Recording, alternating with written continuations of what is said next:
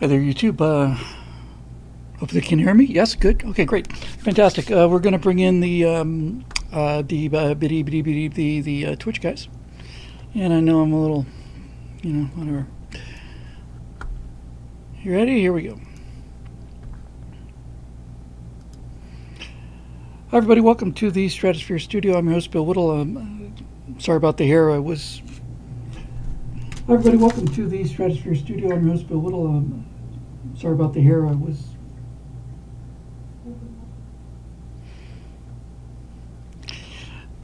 That idiot follows me around everywhere. Anyway, I was ambushed by a dust devil on the way over, and it was a near thing. So I'm just grateful to be vertical, to be honest with you. Hope everybody's doing well. Greetings, cheers from Phuket. My goodness gracious, I'll never ever get over that. It's really, I think, one of my favorite things ever. Not just about this show or the Stratosphere Lounge, or just about this strange little world I've come to occupy. Well, hello, Phuket. I have not been to Phuket, but I have been to Pattaya. I spent like 8 days in Pattaya, and the walking street is pretty amazing. My crikey, we got somebody from Canberra. That's just, like I said, just absolutely amazing. And that's just live, It's amazing when you think about the number of people up there in the recorded session. So it's been a while since we did a studio, so I'm glad to be back. This would mark, I think, this Monday, it'll be, I think it's 2.5 months it's been 2.5 months since I started the final 3 days on the Frank Luke story. Can you please talk to Chrissy Meyer? Okay, look it up. And this is something I guess worth talking about. So when I posted that I was not going to be able to do Stratosphere Lounge last week, is because I'm indeed on this this horrifying home stretch here. It was because I was working on the Luke screenplay, and I had a picture that I used. And I talked about how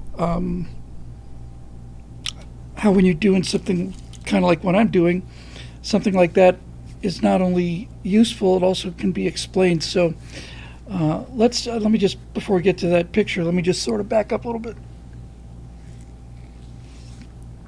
The reason it's taking so long, and when I say taking so long, it's just exactly like those shots where they dolly forward and they zoom out, and the hallway just goes like that.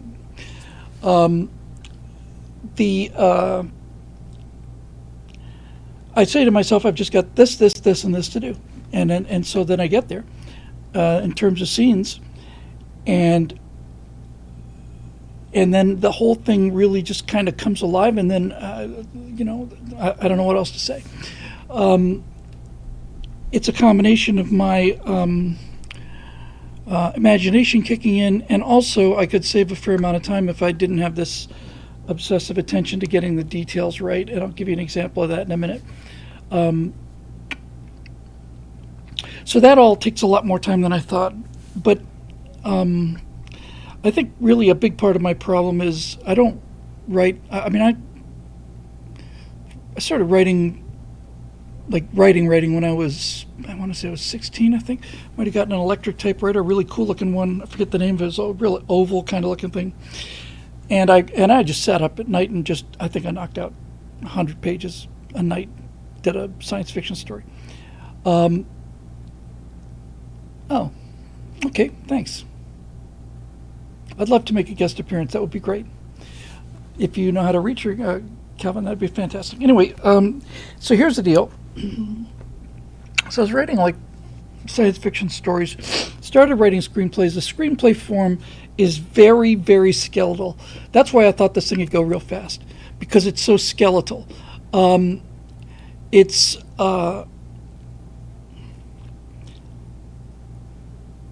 the briefest possible descriptions of the scenes and what actually happens. And this is where I get into real trouble.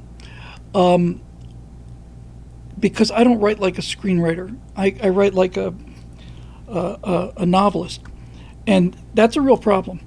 And I'll give you a classic example. I was working on this one scene. This is just a few days after Luke arrives finally in his squadron, and it's the 37th Aero Squadron, and they go up for this mission. They divide the squadron into 3 flights, and the main flight is going to escort a pair of American recon planes over German positions. So that's A flight, and then there's B flight and C flight, and Luke is in C flight, and they're just patrolling behind the lines. And what happened historically was on August 1st, A flight got bounced by the aces at Josta 6, and of the 9 planes that went out, they lost 6 of them. So those are some of the historical things. Now, what does that really have to do with anything? Well, first of all, I wanted to know. Steve Skinner in his book talks about being jumped, and the aces. So I went in there and I found Ernst Udet, who had 4. He'd mentioned in the book that Ernst Udet was there, and Franz Heber, I want to say another ace. Well, I had to figure out in my way. It's very easy to look up the final kills for Ernst Udet. I want to say it was 62 off the top of my head. But this is what I mean by, hey, Chris, Tom Bombadil, who knew? Good to see you. Anyway, this is where that sense of detail comes in. So I know on August 1st, the A flight of Luke's squadron gets ambushed by really veteran German flyers in Josta 6. And I know that Udet is there and this other guy, Heber, is there. What I had to find out about Udet was not how many total kills he had. I want to say he ended up with 62, something like that. He was the second scoring German ace after Richthofen. The problem was, how many kills did he have on August 1st?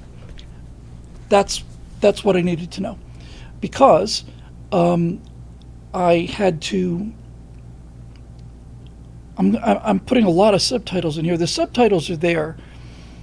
They don't come up that often, but basically what the subtitles do, it'll say the name of the town or whatever, and then the date, August 1st, 1918. And what that does is it puts like a nail. It's like a hammered spike into the screenplay that knocks it into the wood of history. It's like saying this day, this particular day, this happened. And so when I get to introducing, just, you never get to hear him talk, but these 2 guys are flying. Ernst Udet's airplane. I said, well, okay, Ernst Udet was there. What did his D7 look like? I knew that they were flying Fokker D7's, best airplane of the war. And I look it up, and it turns out that Udet's airplane has got candy-striped red and white wings, and it's got Lowe, the name of his girlfriend, on there on the side with an exclamation point. I have to put all that in. And it turned out that on that day, he had 40 kills, not 63 or whatever. He had 40 on August 1st, and he got one at least that day. So those kind of details are time-consuming, but they're really important because this is the difference between. Talked about this so many times. It's the difference between having your in the words of mortal words of Mr. Plinkett. You may not notice the difference, but your brain does. And that attention to detail is why Lord of the Rings look like Lord of the Rings, and why Rings of Power look like they were, from, Stan's prop shop on the corner of Hollywood and Highland. So little details like that take a long time. I also have, as I said, I write like a novelist, unfortunately. So in that video, in that description, I talk about the dogfight. I have some things I have to cover. This guy who arrived, Frank Luke, arrived with 3 other friends. His friend from back in the day in training, Woody Woodard. He and Luke were together from the beginning of training, and then these other 2 guys, Archibald and Beauchamp, were together, and then the 4 of them meet up, and they're on their way forward to the actual squadron at a field called Saints, and they expect fantastic. We're 2 pairs of friends, so me and Woody will fly with this guy, and Archie and Oliver Beauchamp, Ollie, they'll fly together, and we'll fly together. We can hang out and all this other stuff. So they're real happy. So they get to the first pursuit group, which has the 4 squadrons underneath it, and they check in for their assignments. And sure enough, 2 guys are going to 37th, and 2 guys are going to the 94th, but it splits the pairs. So Luke and Woody are friends, but Luke goes to 37th, Woody goes to the 94th, and Ollie and Archibald are friends, Archie are friends, and they go to the 37th and the 94th. So it splits the 2. Now this is the kind of thing that drove Luke insane. So my problem is,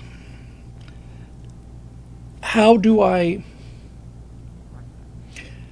show what?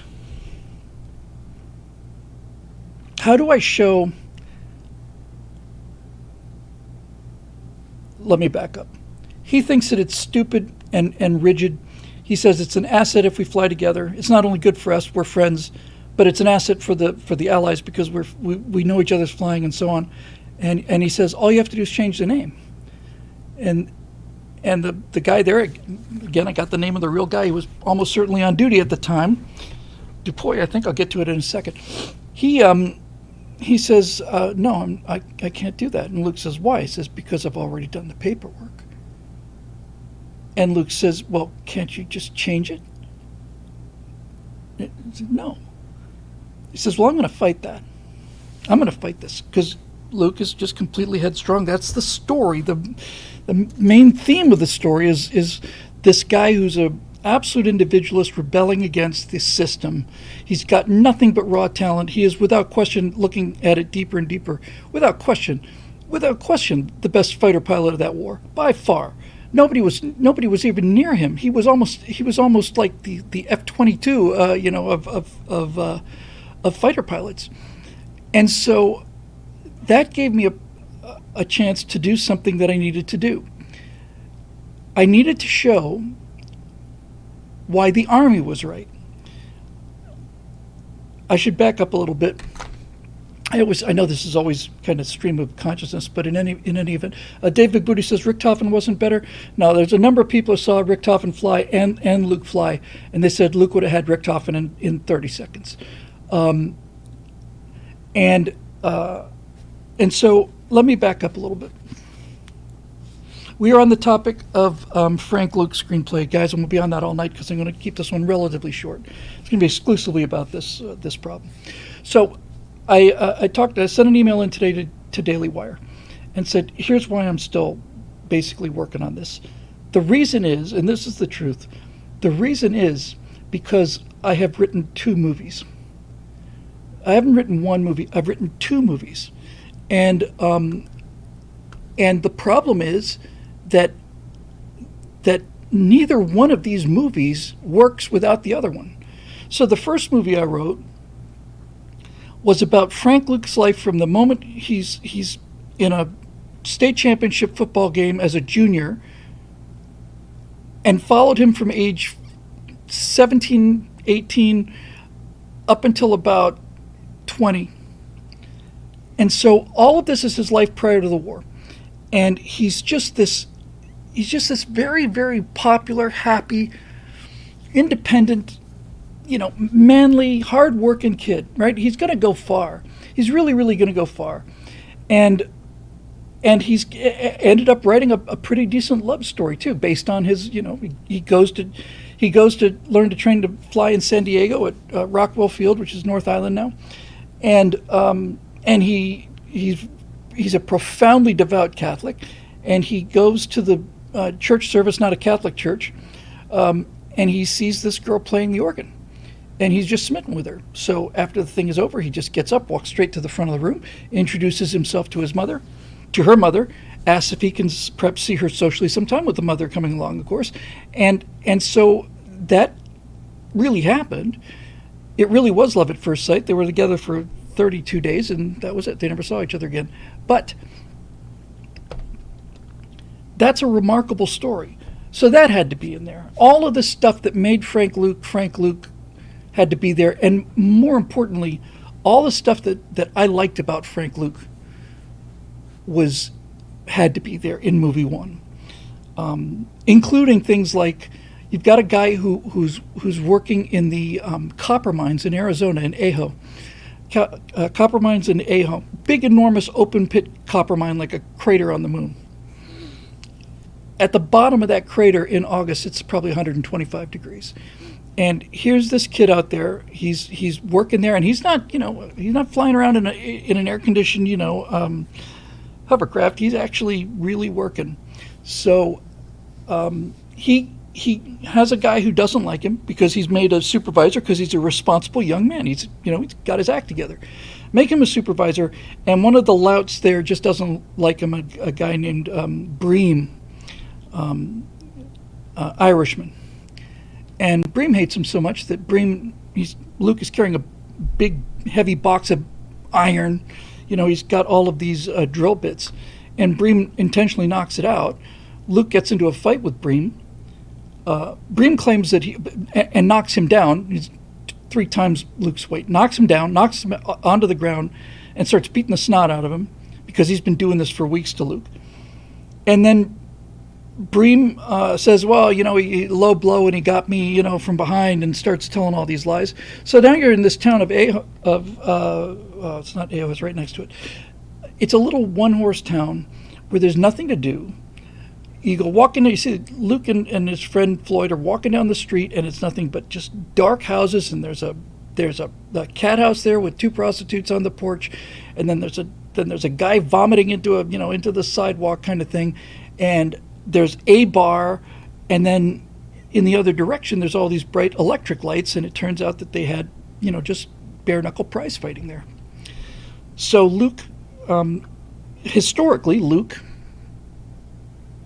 Bream challenged Luke to a prize fight. Luke accepted, and he beat this guy who had been a professional prize fighter a second time, and this time he really did it in spectacular fashion. So there's lots and lots and lots of detail there, lots and lots of detail, important things, that have to be there.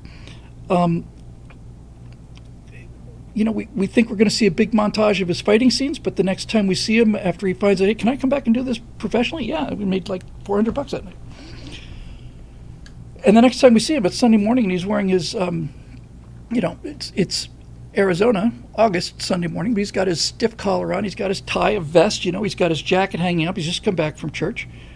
And his partner, Floyd, comes down from the house they're both staying at and says, hey, Frank, good morning. And says, good morning, Heathen. And he says, bad news. And he hands Floyd a letter that he's just opened, and Floyd hands it to Floyd and said, so prize fighting is out, Floyd. Have we made enough money to buy that business? And he's reading the letter, and he says, you're saying you're finished prize fighting because your mom told you to. And Luke says, yeah, you got a better reason than that? His mom said, I don't want you doing this anymore, so he stopped. And then he goes out and says, yeah, I do have a better idea. Starts a dance school, puts on a dress, and is teaching minors how to dance to give them an edge in terms of competing for women. That's if I'd written that without the history, no one would have believed it. That's again and again and again and again and again, this guy. So I've got so much on his background. Now, technically speaking, in a feature screen. Yes, in a dress. He was in a dress, and I've got a scene where these two guys are. Well, there's a line of people waiting to get into the dance hall to get the dance lessons because all these minors want to do is just have a chance at a wife, and they figure being able to dance would be a major advantage to them, and one of them says to the other one. I forgot the exact word. He says, I think they look like, this guy's outside the window, I think they look like a couple of homophiles. And that was so again, he's got to call them a bunch of sissies. What does the minor say? What was a popular slang term for homosexuals in 1915? And this is where all of this time goes. I have to find a list of phrases, and I have to find those set between 1910 and 1920, and I have to find one I like. So homophile was one of the ones. He says they look like a couple of homophiles. He says what? He said a bunch of sissies, you idiot. He says, and then the first guy says, yeah, well, you going to be the one to tell him? And this is after his prize fighting career, and he says, no, I am not. So you've got this prize fighter. It's so complex. That's what drew me to the story in the first place. Now, all of this stuff from his football playing, he goes out, he gets his father gives him a gun. There's a story about his uncle who was actually a coward. That's not developed at all in this book, and I thought it was a critical moment. And then they go, all of this stuff is actually a feature film in its own. But in terms of what I thought it would be, that has to be done in 30 pages, and that's the end of Act 1. And I'm not saying I couldn't get it to 30 pages. I'm just saying if I did, there would be so much really important stuff about him, about his character, that would just have to go into the trash. And there comes a point when you have to say, yes, I can cut things, and especially with me, when you cut things, you tighten them up, they make them better. But there does come a point when you cut so much that you don't have a story anymore. You can't follow it. And so I just ended up with when Luke says goodbye to Marie, his girlfriend, on a January morning in a train platform in Phoenix. It's cold, so I'm able to do this. I know it's an old bit, but it's an old bit because it works. He has this goodbye scene with his girlfriend. She says goodbye. She's crying. The train is pulling out of the station, and because it's a steam engine on a cold, dry day, there's an enormous cloud of steam. This huge white cloud of steam just blows down the platform. And Luke turns and blows her a kiss, and he blows her a kiss in the middle of the clouds. And then he turns and he walks into this cloud. She's never going to see him again. He did, from Marie's point of view, he did in fact disappear into the clouds. I love it. I think it's great. That should happen at page 30. For me, it happened at page 87. So there's that. Anyway, 2 movies. So the first movie is all about this interesting guy, but that movie doesn't make sense without the second movie. The second movie is about what the war did to him and how amazing he was in the air. So Frank Luke is remembered for being a fighter pilot. Fighter pilot in World War I is an action movie. It's a win-win-win. Airplanes, I'm in my element. Fantastic. So I'm thinking, how do I cut this to be 1/4 of the total script? And I just didn't. I just finally got to the point where I said, to hell with it. I'm just writing everything that comes to mind. I'm going to put it all down on paper, and then we'll sort it out later. So by the time I'm supposed to be, page count, by the time I'm supposed to be closing Act 2, going into Act 3, 30, I'm with 30 minutes of time left, I'm just now closing up Act 1. Okay, I'll sort it out later. Then 6 months pass, which I was pretty pleased with. You see Luke and his friend Woody getting on this train. Luke is on the platform, waves, blows a kiss, disappears into the cloud. Marie is crying. Train pulls away, and the next scene is inside a railway car with Luke sitting next to Woody and these two other friends, and it takes you a while to realize there's something wrong here. And what's wrong is it's not Arizona, it's France. It's 6 months later, and all of that training and all that other stuff gone. Don't need it. That was a nice feeling. So as I said, I've got specific problems. I've got to show that Luke is rebellious against authority, especially rigid authority like our institutional authority. And Steve Skinner's opinion was that Luke was just a complete rebel, kind of D-bag, kind of doesn't like him very much, just thinks he was just a troublemaker and a braggart and insecure and all the rest of the stuff, and that stuff happens, but nothing Steve Skinner did such a great job of solving the mystery of Frank Luke. What happened to Frank Luke on his final flight? That had been asked as a question for 100 years. He nailed that down with such detail. That's what got me interested in this thing. But he doesn't really deal with Luke as a person because that's not his job. He's a detective. I'm a writer. And I have to come up with a emotional, I hate to say matrix, but it's the only thing I can think of. I have to come up with a framework, is a better word. I have to come up with an emotional framework for a character that allows this character to do things like walk up to the front of the room and just ask this girl out on sight, dance with minors in a dress. I have to prize fight, all of that. Got to come up with a framework for that.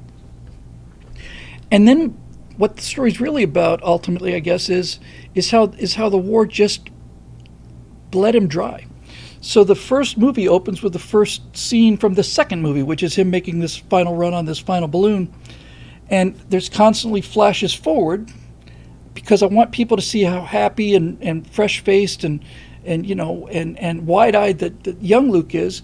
And 2 years later, he's just a hawk. He's lost 30 pounds and he's got that 1,000-yard stare, and there's no emotions. He's just a killing machine. He's happy to kill himself too in battle. He's beyond caring at this point.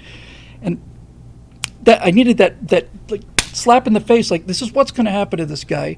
He's just such a neat kid right now, but he's not going to be in 2 years. He's going to be something completely different.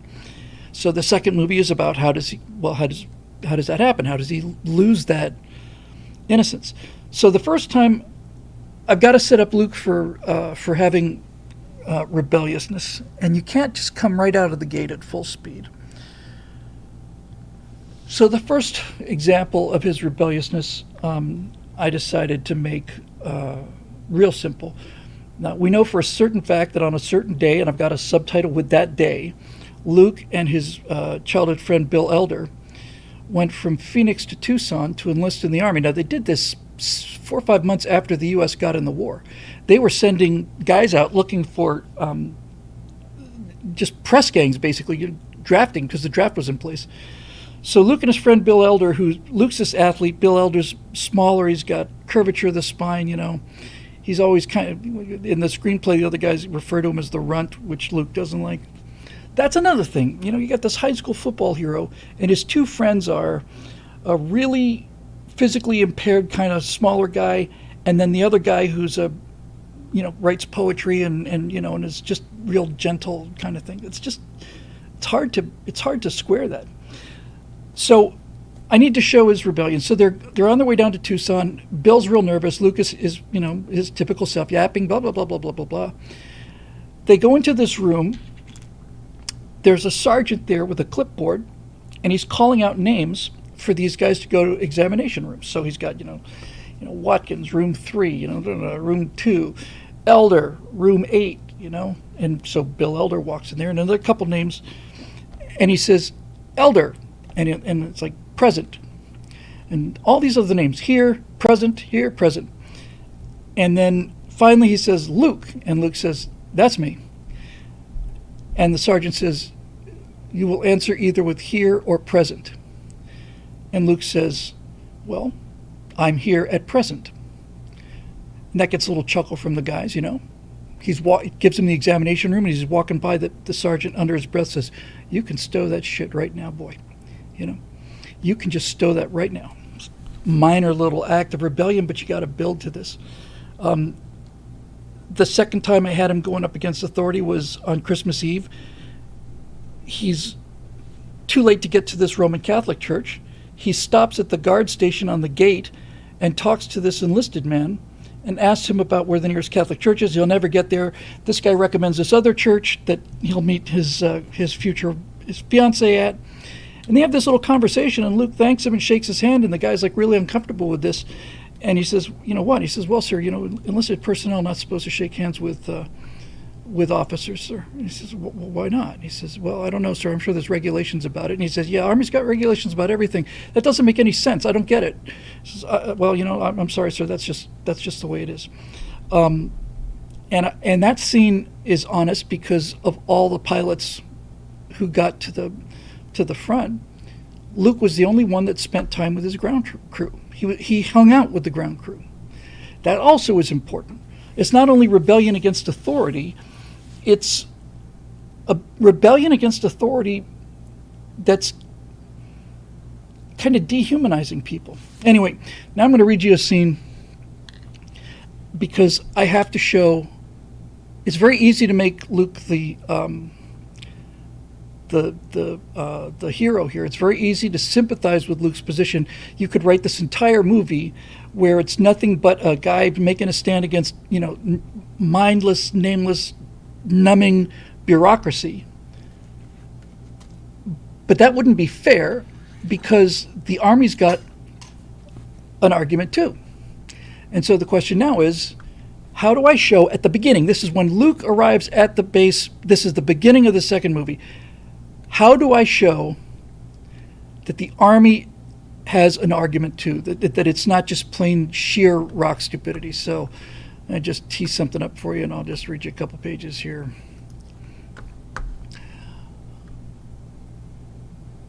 Okay, so there we go.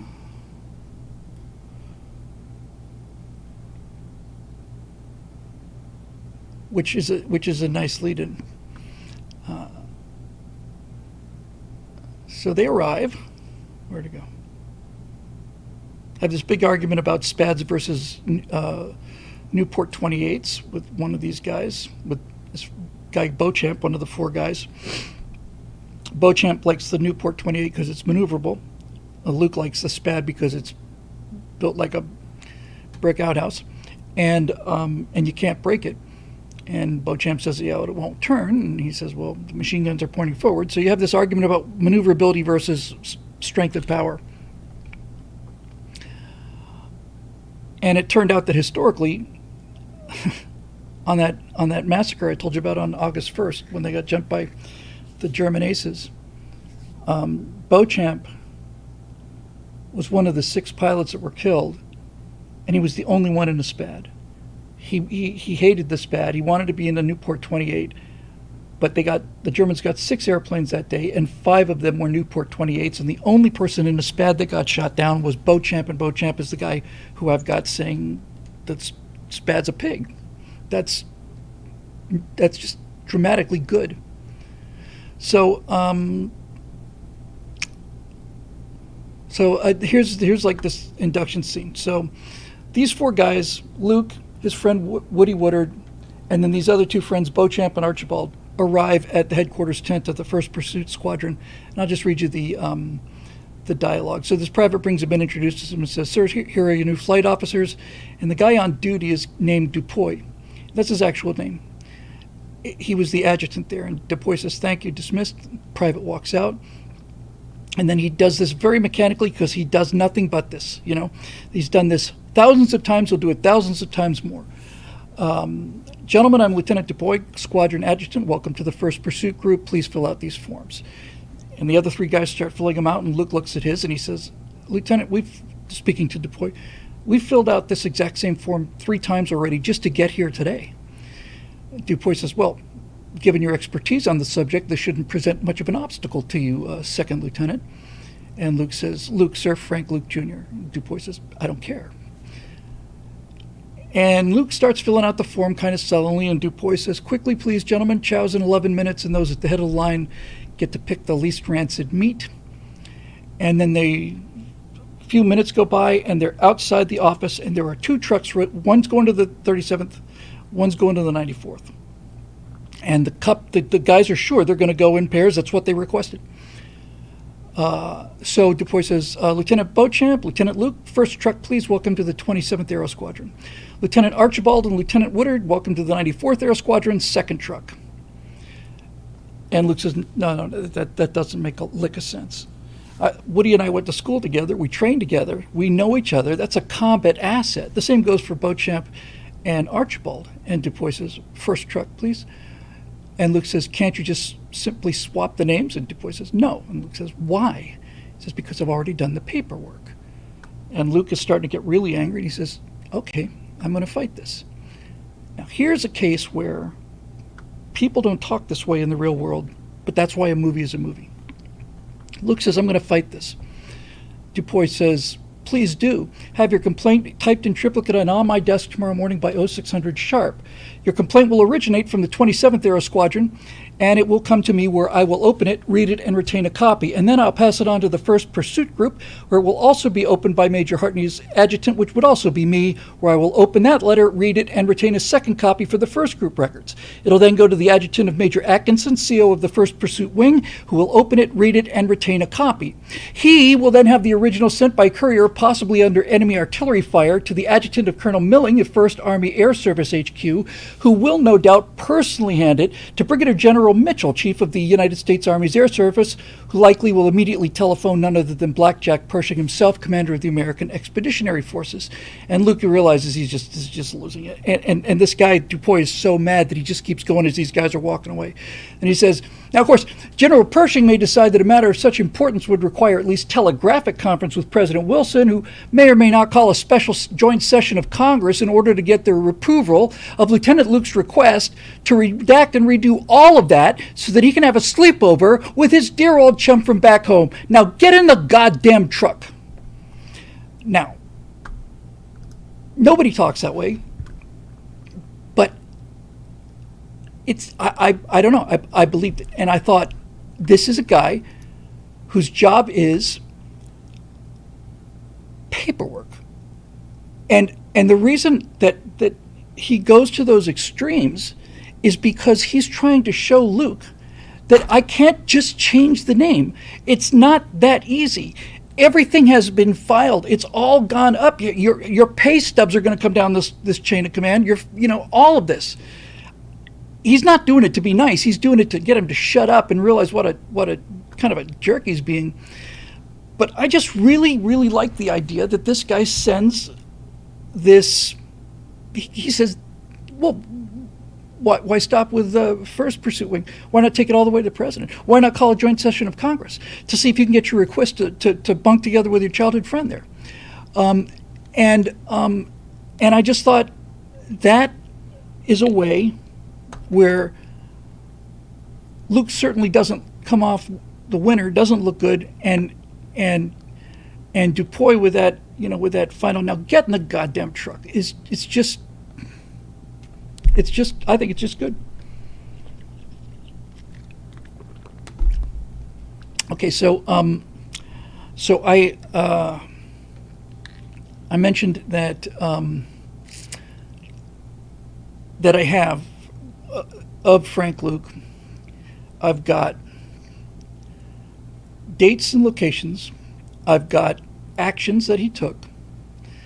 I've got stories that were true, like he became a prize fighter, and he went up and asked this girl out on site and got engaged, and and they never saw each other again, and she never forgot him, and all the rest of it. And then I've got this transitional period between when this good-natured boy gets to the Army,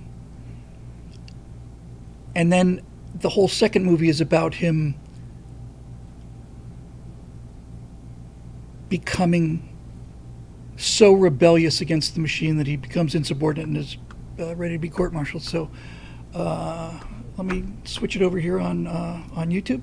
So here's the picture that I was talking about. Give me 1 second.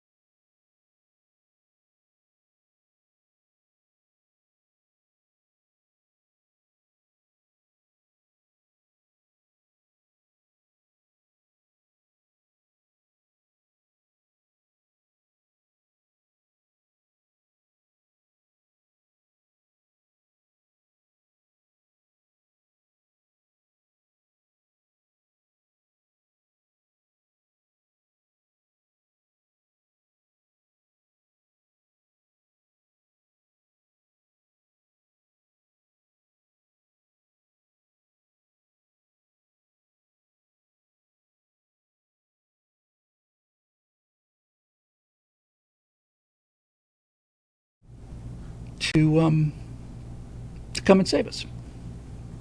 I thought that really works. It really works. Now I think we're good. Yeah, I've got some issues on the website about getting this stuff done. So that to me was a great moment, and another one of those spikes, because this has been done several times before. No, there's no audio in the YouTube feed.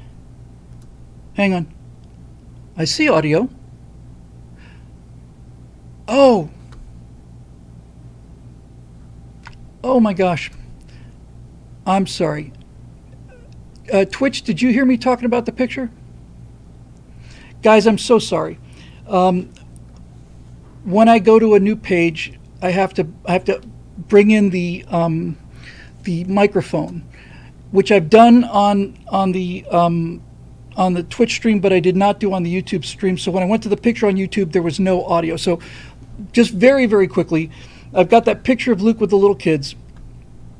He gets off this train. It's a real picture, and he basically walks up to these kids and says, "Bonjour, my name is Frank," and the girl says, "Oh, are you an airman?" He says, "Yes, I'm a pilot, an American pilot. I'm here to kill Germans." He picks this little girl up and flies her around. They said, "Well, time to go, Frank." And Frank puts her down and says, "When I have a little girl like you, I'm going to teach her how to fly." And then as Luke walks away, the little girl says to her older brother, says, "It looks like God did not forget us after all." So I was explaining the scene that I wrote based on this actual photograph. Now, this has been done many times, and I'm going to do it again because it's just so incredibly effective. I'm going to take the photographs that we have of him, and I'm going to recreate those things as close to perfectly as I can.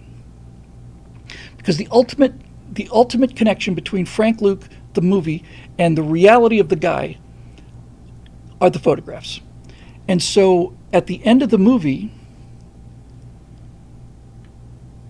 we'll show actual photographs of the real Frank Luke doing things that we just saw him do with this actor.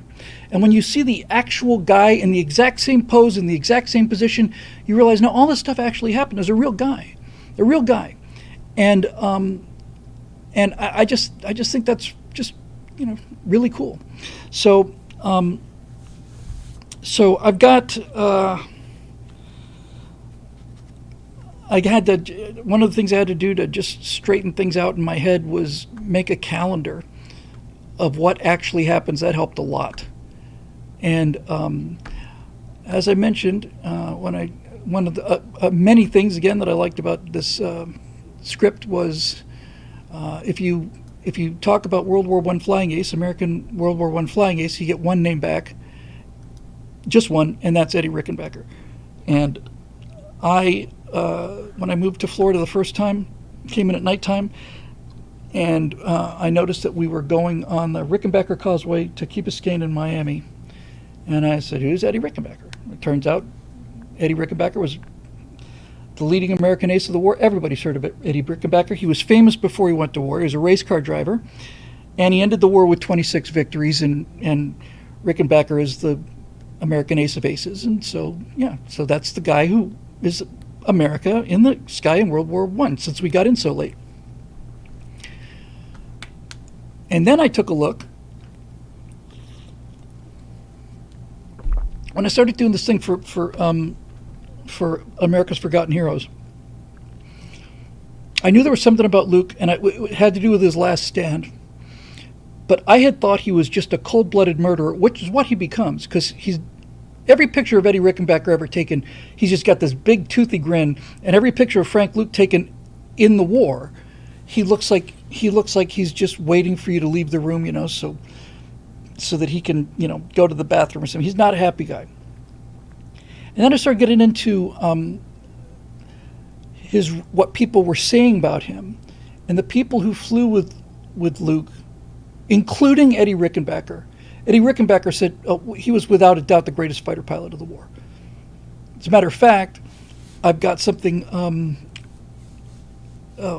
Sorry about that. The stream thing. I've just been swamped with this. Anyway, so I'm wondering, wow, how did he compete against? I mean, how did he stack up against Rickenbacker? How good was he compared to Rickenbacker?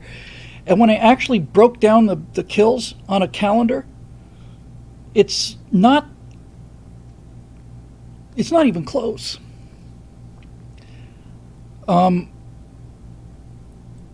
Everybody who saw him said he was the best fighter pilot they ever saw. I have a scene where his officer, the commanding officer of the 27th, is named Harold Hartney. Hartney's a Canadian who transfers to help train American pilots. He's giving his first briefing. Luke speaks up during the briefing, asks about, well, what happens if we encounter enemy aircraft, sir? And Hartney says, well, this is an orientation trip, so if we encounter enemy aircraft, then we're going to run away. And Luke is like, well, find the scene. We've got a scene, so let's just read the scene.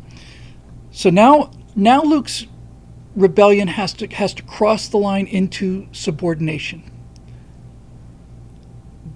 Because by the time his last flight takes place, there is an arrest order for him. He's going to be court-martialed. This is the story. So I have to start pretty early with Luke starting to go off the rails on this. Now, what we know historically is that first briefing, as a pilot, he'd just come back from an orientation flight with this Major Hartney. And Hartney's just amazed at what he saw. Luke's got a gun camera, because it's a training airplane. And Hartney says, just snap a picture whenever you think you might be close enough that perhaps you might have hit me with a round or something.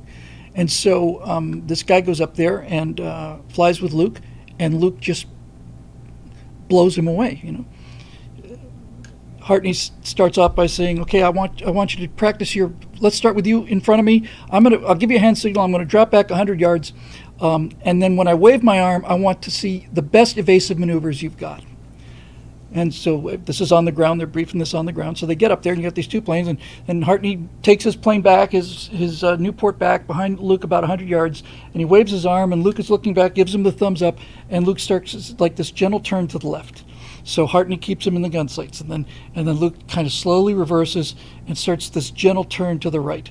And Hartney is like shaking his head like, this is pathetic. They're sending me garbage, just sending me garbage. And in the middle of realizing how weak a pilot this is, he just snap rolls that thing and he's gone. He's gone. And Hartney doesn't know where he is. He can't find him. And so he sees him down on the deck and he goes after him. And it turns out that Hartney, who ended the war with 6 kills, he was an ace who'd been flying since 1915, is got everything in the bag just to stay on Luke's tail. And then when they reverse positions, he can't shake Luke. Luke is on him the whole time. Luke actually breaks off, and Hartney is looking everywhere for him because Luke attacked from above, and Luke is below him, and he climbs, gains all this altitude. And what Hartney sees, this didn't happen with Hartney, but it did happen with another pilot. I made a little list of known historical errors. I keep updating them. Every time I do something that I know is not accurate, I'll say this flight actually took place with Richardson, not Hartney, that kind of thing. But in real life, one of the instructor pilots says, all of a sudden I'm looking dead ahead and here comes this plane right at me, and I'm waiting for him to brake and he doesn't brake. And at the last second, the instructor just hauls over on this stick and does the bank, and he estimated that the wings missed each other by about 3 inches. If you collide in the air up there with those wings, especially wood wings and paper, essentially cloth covering, then it's fatal. You're done. So Hartney doesn't know what to do with him here, and let me see here. So they get back to the ground. Yeah, there that is. Luke is doing this maneuver, trying to get away from Hartney, and Hartney's like, oh, beautiful, just that beautiful. That was just a beautiful move. So now, beautiful moving, nice flying, incredible stuff, absolutely looking great for Luke. And then Luke becomes Luke. This is the tragic flaw that this guy has. This is his tragic flaw. He doesn't know when to stop. He's a fullback. He puts his head down. He keeps going until he gets to the goal line. He doesn't know when to stop. again and again and again and again. He doesn't know when to stop.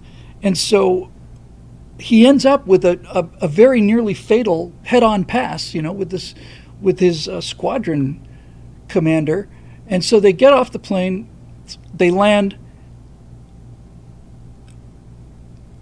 and they're walking back from the two airplanes back to the headquarters building, and Hartney is obviously pretty angry. He says, "Come with me." Luke says, "You're not sore at me, are you, sir?" And Hartney says, "I don't care to explain how I feel about you just now, Lieutenant." And they're walking, and Hartney's, he's angry, but he's also impressed. This is an interesting combination of things. So he says, "Are you married, Lieutenant Luke?" And Luke says, "No, sir. I'm engaged, though." And Hartney says, "Well, I'm married, and you were 3 inches away from creating a widow and a widow in waiting. Where did you learn to fly like that?" And Luke says, "Well, mostly by showing off for my girl, sir." And Hartney says, "Well, how did you know I was going to break away? On the head-on passer?" He says, "Yes, precisely." And Luke says, "Well, they always do, sir." And Hartney's thinking about that. And he says, "How much closer would you have gotten before you blinked?" And Luke says, "I had no plans to blink, sir. I was going to fly that line. And if it took me right through your propeller, then so be it." And Hartney says, "It's remarkable." So he tells Luke to go to the briefing tent. He's going to go inside and order that the pictures are developed. And Luke gets inside the briefing thing, and they start the briefing. And already he's grading on a bunch of these other pilots who are going to be a real thorn in his side. And in the front of the room is Hartney. There's an American flag. Jerry Vasconcells is a key character in this, real character. He's almost like the executive officer, but he's basically assisting Hartney. Hartney's got a big map, and off to the side is the 27th Aero Squadron kill board with the names of all the pilots and a cross for a kill. And there's like 3 crosses on the entire board. I mean, it's pathetic. It's pathetic. So here's where we cross the line from rebelliousness to insubordination. So Hartney comes in to do the briefing. I'll just read this for you to give you the flow. Hartney says, "At ease, good morning, gentlemen. We have several new pilots, including the 2 we picked up last night, so this morning's flight is going to be very easy. This will be an all-up mission. We're going to stay close to home and give the new chaps a chance to get the lay of the land. We'll be working on recognizing landmarks to assist in your pilotage and also get a feel for your formation flying. Now, we're not only going to go 40 miles northwest," and then Luke interrupts and says, "What happens if," puts his hand up at the last minute, "what happens if we encounter enemy aircraft, sir?" And Hartney says, "Well, in that case, we'll run away." And the pilots chuckle because they've been there a while. And he says, "We're not doing this for fun, Lieutenant.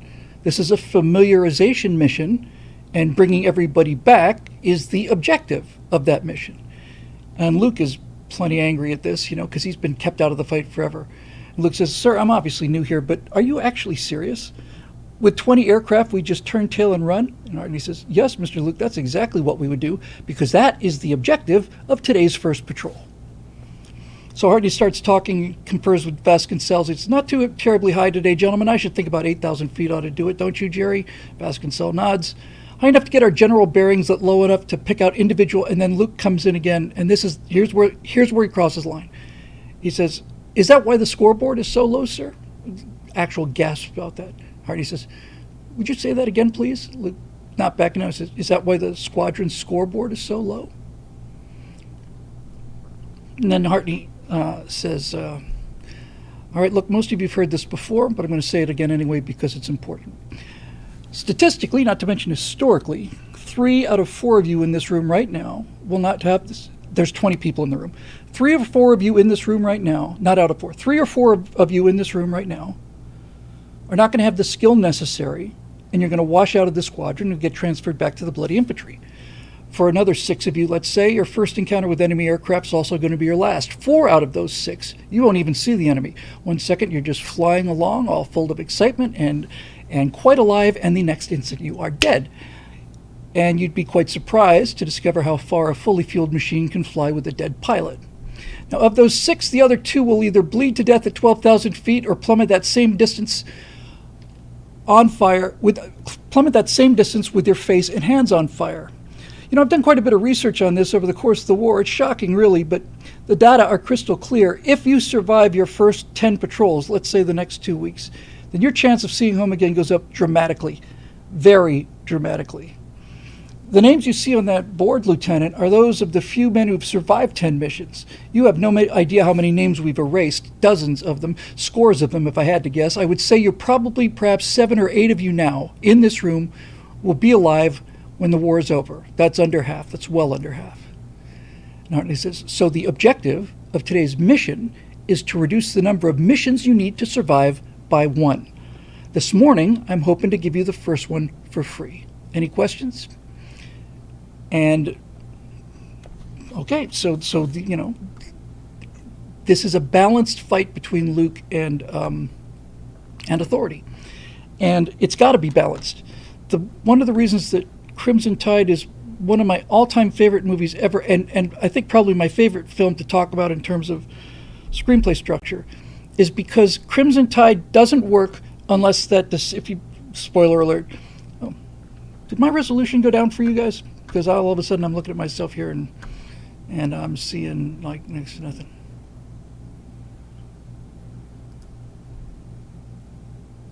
That's not focus, it's the resolution flipped out. I've had this happen before. Never before, but once. All right, hang on. And the solution for this is to, hang on, kids.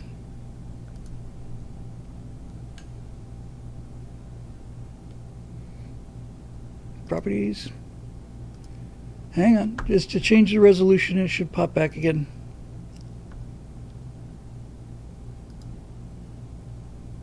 Ah, there it goes. Sorry about that. I didn't do anything. It just happened, right? I wasn't doing anything. Didn't touch anything, sir. So, Crimson Tide is a story about a conflict between an authoritarian captain and a sort of idealistic executive officer. Denzel Washington's the exec, Gene Hackman's the captain, and the whole story comes down to there's a crisis in the world. They're on board the USS Alabama. It's a boomer, and they get a fragment. They get a launch order, and then they get a fragment of something recalling the launch order, and the exec's position is that this could be the order to call off this nuclear attack we're about to launch. And Hackman's position is, we've been given the order to attack this target, and that's exactly what we're going to do. What you've got there is not a message. You've got a fragment. That's not a message. And the thing is so perfectly balanced between who's right all throughout the course of the rest of the thing. It's about a mutiny, basically.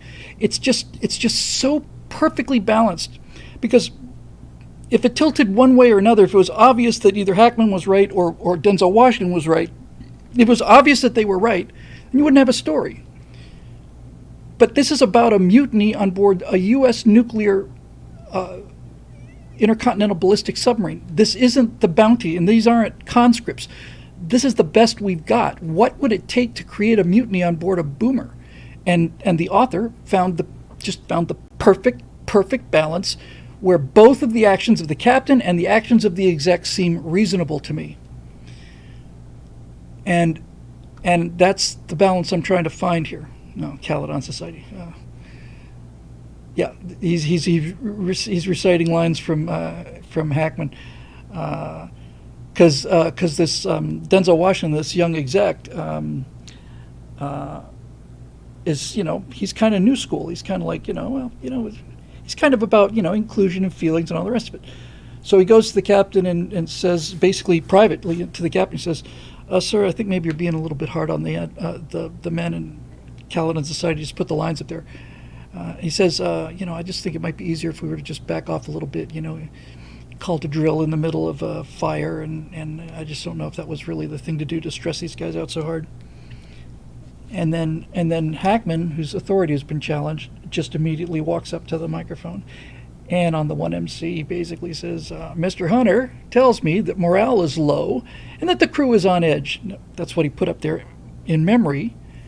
He goes on to say, if any of this is too stressful for you, then I suggest you get off my goddamn boat. You know, it's like, this is the Navy. This is what we do. We are war fighters. And if I hear anything more about this, I'm just going to make it worse and worse and worse. So he's humiliated his exec in front of the entire crew. And he's doubling down because he's an old school war fighter, and it's the new Navy. So that balance is really kind of the key to the whole thing working. You got to be able to say, I can see Luke's point of view, but I can also see the Army's point of view. Let's see, I got a super chat here from Rodzilla. Have you asked the DW guys to use their, ability to get on Timcast to promote Empire of Evil? Please do, really, just ask. Let me just tell you about Empire of Evil, which I thought was going to open in November. I called not the guy at Daily Wire. I sent an email to the guy at Daily Wire before, who I've worked with before, really great producer, Dave Wormos, who produced this show and Cold War and all the rest of it, executive producer at Daily Wire. I asked him, hey, what's the latest on this just before Christmas? I didn't get a response. I figured, they're all of them are in Europe, and, he's just real busy. So after I didn't hear from him, I contacted the producer, the local guys in San Diego, the guys that actually shot this Empire of Terror. Sorry, it said Empire of Evil, and I'm just too far cooked that I just, I don't know where I'm going, I'm just following that car. Empire of Terror. And the local producer got back to me right away, and he said, hey, Bill, I said, do you have any kind of an idea for when they're going to premiere this? And he says, Bill, the honest answer is I don't right now. He says, right now, the show is in the legal department at Daily Wire because they have to clear every single picture we use, and we use hundreds and hundreds of them. And they have to make sure that they have written down someplace the rights to every single photograph, because there's a lot of people that are not fans of Daily Wire, and they're just looking for an opportunity to either sue them or harass them or whatever. And so he said that's the honest truth of where things are. I don't know how long it's going to take. They've got a bunch of guys on it. But on the other hand, they've got an awful lot to clear. I said, okay, great. So when I sent the thing in earlier, I've been talking about the Frank Luke thing all night. So when I sent in an email today, basically said, hey, I know I'm late with this. I'm real late on this. But the reason I'm late on this is because I've written 2 movies. Don't panic. I mean, it's a figure of speech. But essentially, I've written 2 movies, and they're about the same length. And the problem is that either movie doesn't make sense without the other one. The combat movie doesn't make any sense. If he's just a cold-blooded killing machine, no one's interested in that. I mean, you get all the aerial combat and stuff, but what do you get? I mean, you got this guy with a 1,000-yard stare, and he's just mowing down airplanes. Okay. And then on the other hand, you've got this actually really touching story of what it's like to be, 15, 16, 17 years old in 1915, and all the kids at school are wearing suits, and they're having, this super roughhousing play, and Luke gets a gun for his he's 15 years old, and Dad gets him a new .45. He and his friend Bill are going to get on their horses. They're going to ride, honest to God, 120 miles out into Indian territory near Fort Apache. And then they're going to come back. And I wanted all of that to be in there, too. It's like, yes, he's old enough to be able to take care of himself. Yes, of course he can go for 3 days and 120 miles. Frank knows how to take care of himself. That's just shocking. When Bill Elders got half of the story with Luke, saying, I'm presently here. I'm here at present. Turns out that Luke goes through with flying colors, gets his approval for flight training. Elder is rejected by the Army. And so Luke comes out of the building just bouncing around happy, and and he's looking for Elder, and he can't find him, and he sees him off some distance away. He sees his back, and he's just sitting on this bench. He's just kind of leaning down, and he walks over to him and says, Bill, what's the matter? He said, nothing for me. They're sending soldiers into the foothills to chase down deserters and people who are avoiding the draft, and they've got nothing for me. Not a cook, not a janitor, nothing. What am I going to tell my parents? What am I going to say? And Luke tries to, the first thing Luke says is, they wash you out, and he says, yeah, Frank, congratulations, you got it. And Luke says, well, no. He starts about to walk back to the building. He says, will you please just sit the hell down? I'm embarrassed enough already. So the idea that a guy could have his life ruined by being turned down by the Army to do the most menial job, the idea that would ruin his life is something that people today need to see, because that's what actually happened, and that's how people were back then. So I like both these movies, and I need them both, because without the reflection of the boy, the man is just a ghost, and without the ghost, there's nothing particularly outstanding about the boy. He's just another kid growing. It's just a coming of age film in America. So we get both of those things. So when I sent the email in today, I said, so the problem is I've written 2 movies, and I can send you the first movie now. I've combed that all out, and I can. I need just a little more time to buff up the second one. And I said, so there I see at least 3 options for Daily Wire, and I'm more than happy to do whichever one you guys decide. I'm not part of that decision-making process. But here's what seems to me to be the 3 options. There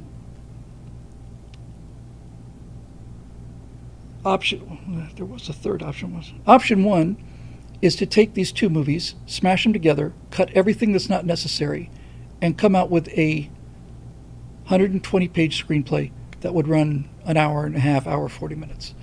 That's option 1. Option 2 is to have a longer screenplay, 150 pages, 160 maybe. That's a 2-hour plus movie. It's an epic movie, but that's an option. And the third option is, since I don't know what exactly is going on there's an option, if you want, of airing them back to back. You could keep them, you could make it a 2-parter. They'd both be in the can before you start. You wouldn't keep an audience waiting for years. You may not keep them waiting at all, but this would be part 1 and this would be part 2. And then we get to keep all of this stuff. I put everything on the paper. I said in the email, I just put everything down because I think it's all interesting, and I wanted you to see it before we start working on it. So I'm kind of hoping they take that second option. Somebody mentioned a miniseries. I was actually thinking, you certainly could do that.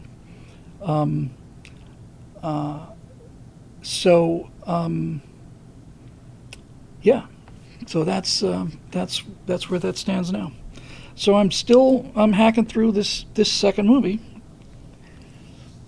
and every time I get to another scene that I think is just going to be just 2-line description, ends up taking me 3 hours to write because of things like, how many kills did Ernst Dudette have on the day of the ambush? Not how many did he have in the war. How many did he have at that time? Because there's going to be a subtitle that's going to say Josta 6, Ernst Dudette, second highest scoring German of the war, and it says 40 kills. Well, he ended up with 62, but that day he had 40, and he got 41 out of A flight. And then you remember that thing I read just a few minutes ago with Dupuy. Let me tell you what was tough about that.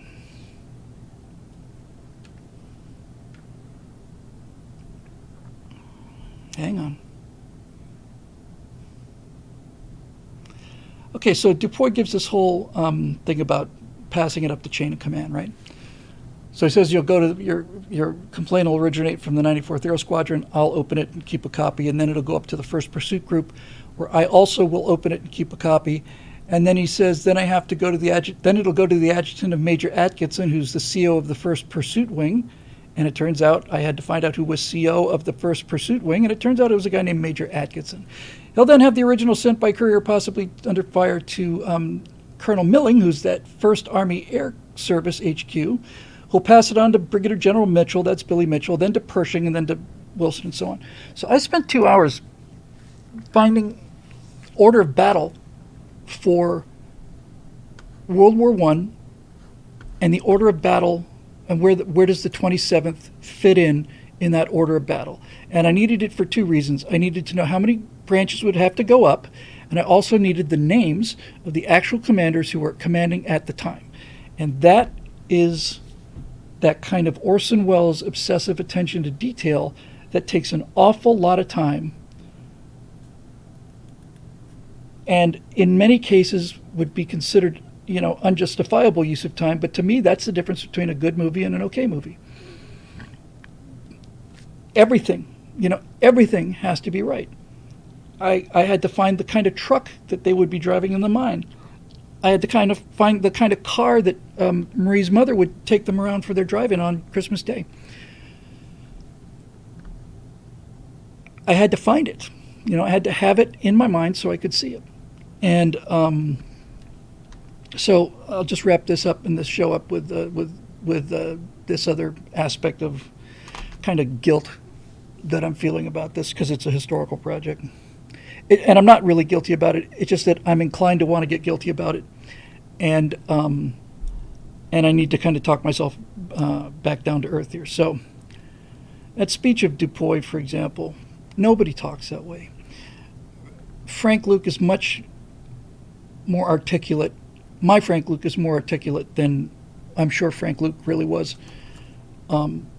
Everything's turned up. But it's turned up because you have, even if I do the 2-part angle, it's turned up because everything has to be compressed. Things that would normally take 4 or 5 months, you've got to get in a line, in one single line.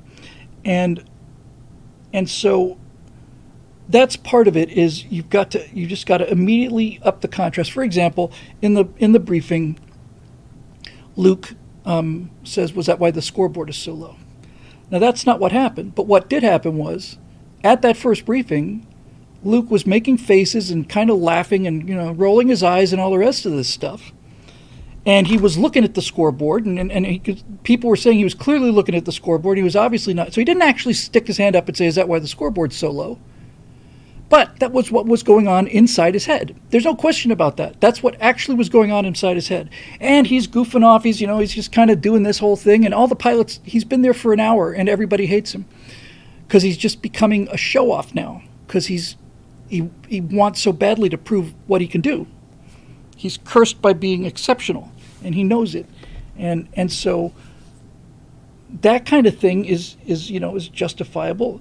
I don't know what the real story of that photograph is, but I don't know what he said to those kids, but I do know that he not only went over there and bent over this filth. These kids are filthy. They're just really dirty because there's a war going on, and he's holding this little girl's arms just so gently. This is the guy who we saw in movie 1, and in movie 2 we watch this guy die over the course of the second half of the movie. We just watch him die. We actually watch him die at the very end of the movie. We see him actually die, but we watch him die, and it's a slow process, and it's a painful process. He doesn't just go from bright-eyed kid to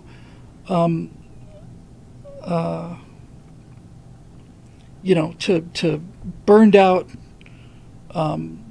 veteran in a day. It takes months. And I was talking about Luke versus Rickenbacker when, as usual, I got off of my script, but you'll get a kick out of this. So I know from reading the book, there's a couple lines in there about how Luke and Rickenbacker were actually friends, which blew my mind because Eddie Rickenbacker just seems so universally happy and friendly, and Luke's reputation as being so mean and ornery. But Rickenbacker and Luke were friends, and Rickenbacker really admired Luke. That actually made a big difference to me.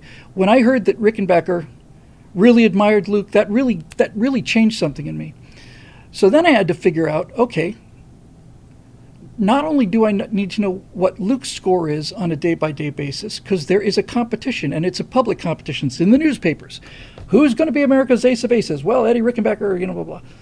So I had to look at it on a day-by-day basis and start figuring out what the numbers were. So when Luke arrives at Saints Field for his first combat experience, Eddie Rickenbacker has 6 kills, six victories, air to air.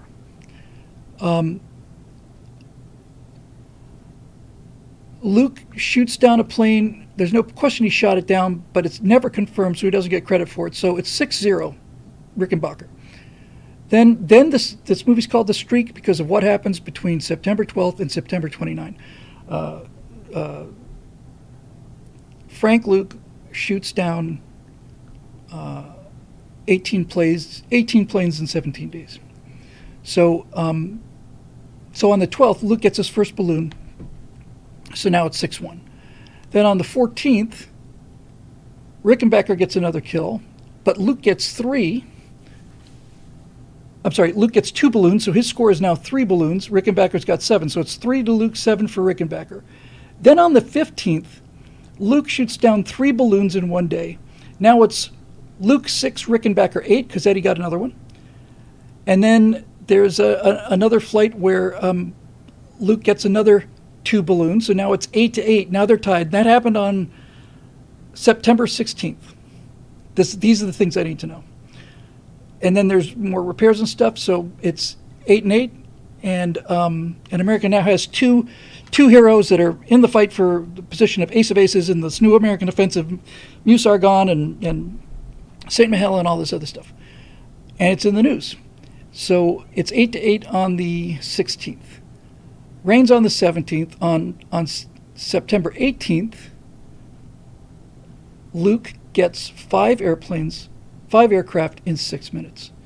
In 6 minutes, Luke shoots down 2 balloons, 2 Fokker D-7s, and a 2-seater observation plane. That just doesn't happen.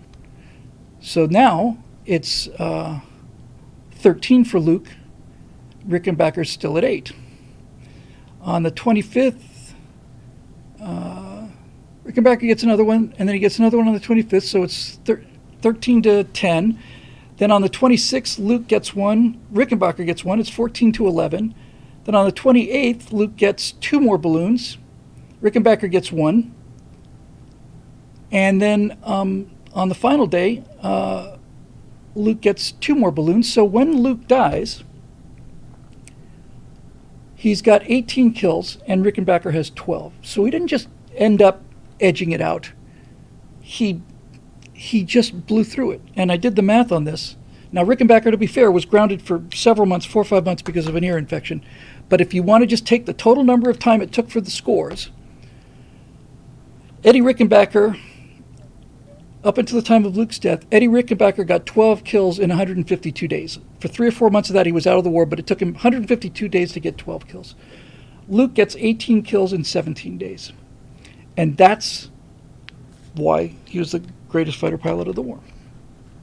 I have a scene with him where he's talking to Major Hartney, who's his ally, the Canadian guy who really likes him and protects him. And Hartney sits him down and says, basically says, could have been, probably should have been court-martialed for that outburst, but you're kind of a wonder to me, Lieutenant, and I don't really know what to do with you. And Hartney is saying, in this war so far, I've had a chance to fly with some pilots that were great natural flyers, and I've also had a chance to fly with pilots that were terrific marksmen. Richthofen, for example, this is him in character. Richthofen, for example, mediocre pilot, but an excellent shot.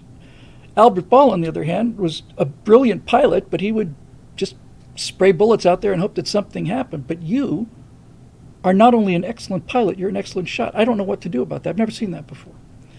And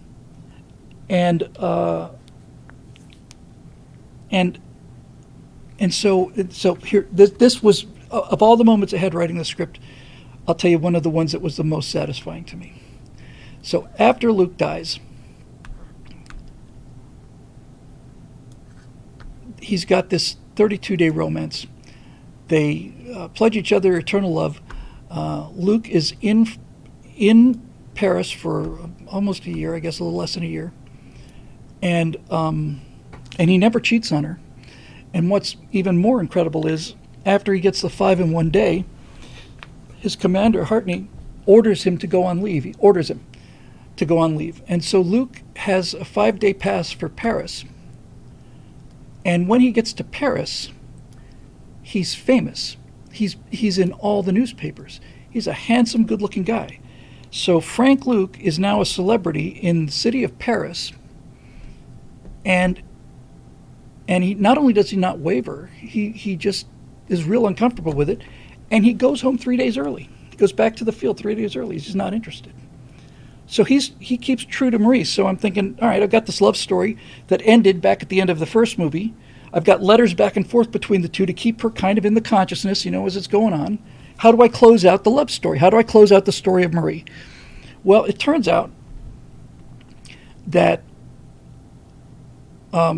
Marie, in real life, Marie ended up keeping a scrapbook that she never showed to anybody. And any time Luke's name appeared in the paper, she would cut it out and put it in there. She remarried not too long after Luke died, had a family and all the rest of it. But she kept this kind of hidden scrapbook. And any time his name appeared, she would cut it out and put it there. And that's saying something, So I thought, all right, how am I going to end this story with Marie, I can't have her coming down and showing anybody the scrapbook because it's secret, and I don't want to just have it come out. So then I thought, okay, I know how I'm going to do this. So last time we see his girlfriend, she's 16 years old on a train station, and it's 1918, January of 1918. How do I end this story with Marie? Well, I've got a house in the suburbs in America. It's 1973. There's this middle-aged woman there who's saying goodbye to her grandkids and kids, and they drive off in a 1973, Ford Mercury Marquis station wagon like we had, or whatever they have. It's 1973. And some sort of event, she waves goodbye, goes inside, and then the news comes on, and there's an article on the news that America's ace of aces, Eddie Rickenbacker, died today at age 90-something or other. So she watches this report, and it's all about the life and history of Rickenbacker and all of his amazing achievements and his 26 kills and all the rest of it. And then I'm going to do the kind of thing that screenwriters do. We've got an actor playing Eddie Rickenbacker. Rickenbacker said this verbatim, but he didn't say it on television. But since we've got an actor, I'm going to have him say it as if it was from an interview from 10 years ago or something. And Rickenbacker says verbatim, "Oh, Frank Luke was the best fighter pilot of the war, bar none. He could have easily taken on the Red Baron. I'd put my money on Luke every time. He's astonishing. He was so energetic and so high-strung and likable." And so she hears Eddie Rickenbacker saying something that Rickenbacker actually said, although not on TV. And she starts getting a little weepy, so she goes up and gets out the scrapbook, and then you see she's kept all these clippings over the years. And even though she's remarried, she kind of stayed true to Frank. So, the last thing she says to him on the train station is, "I'll wait for you. It doesn't matter how long it takes, I'll wait for you."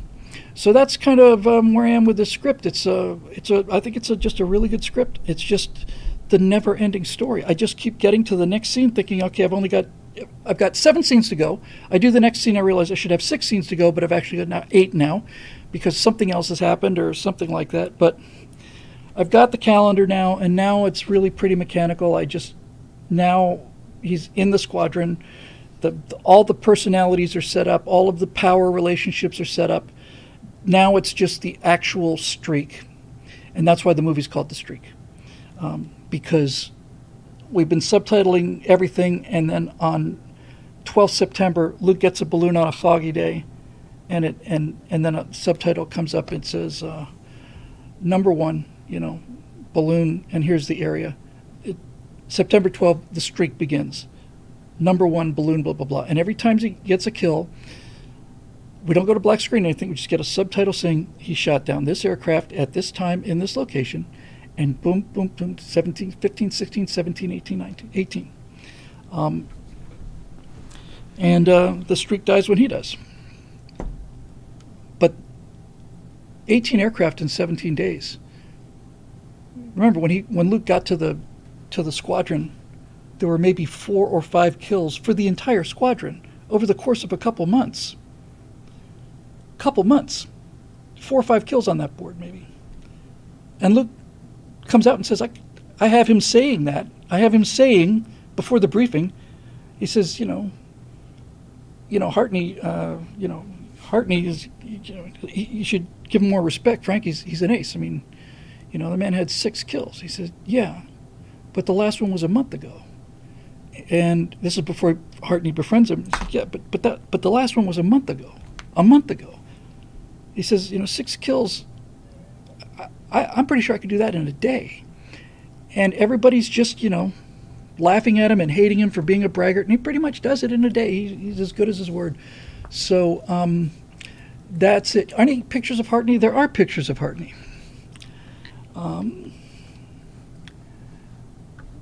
There's pictures of all of these guys. I'll tell you what, since we're going to drop pictures, I'm going to do this relatively quickly. But I've got to do it in both of these things. So let me just show you the most striking 2 pictures here. All right, we'll start with this one. So this is an actual photograph. All right, never mind. Try that again. It's an actual photograph of Frank Luke at the time he was dating Marie in San Diego. He's just gotten his commission as a 2nd lieutenant. So here's the grown boy who is heading off to war. So let me drop that in here for you. I hate this thing. I hate it. Do that again. I don't know why it does that. I just don't, but it does. So here, once again, I gotta put this in manually, but you need to see this after all of this discussion. So this is Frank Luke when he's a day before he leaves his girlfriend in San Diego and ships off for the war. So this time I'll call this young Luke.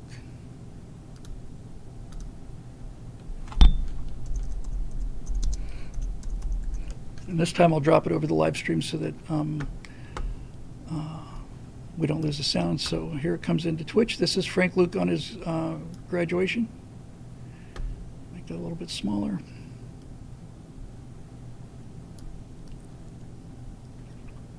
Okay, let me get it into YouTube. Hang on. Again, this is Frank Luke in January of 1918, just before he ships off to war. That's the kid that everybody likes.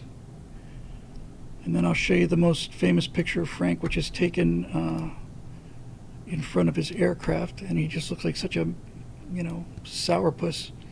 So you realize what's going on with the picture. Let me find it. I'm actually going to show you a different one. Hang on.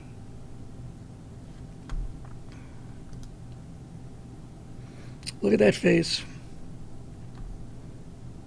Oh, and if I see what I see Hartney, I'll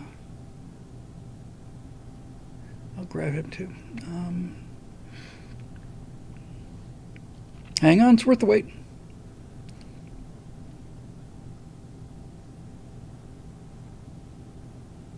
lots of pictures of him in football uniforms and his graduation picture in high school, and I'm going to repeat all of those.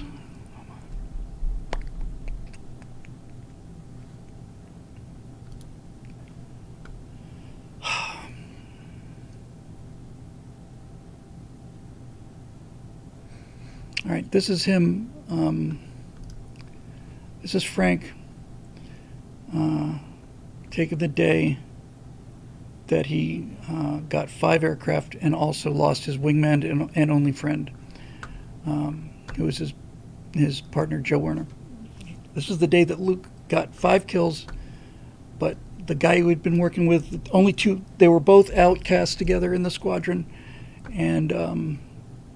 and he's missing, and Luke is convinced he's killed, and in fact he was killed. So this is taken September, so this would be probably 9 months after the picture you're looking at now.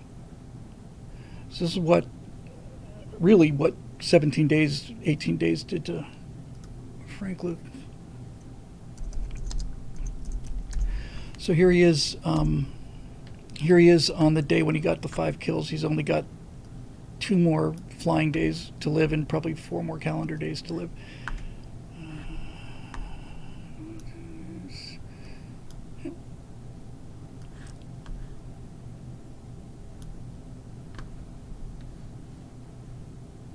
Hang on, I dropped it in YouTube first.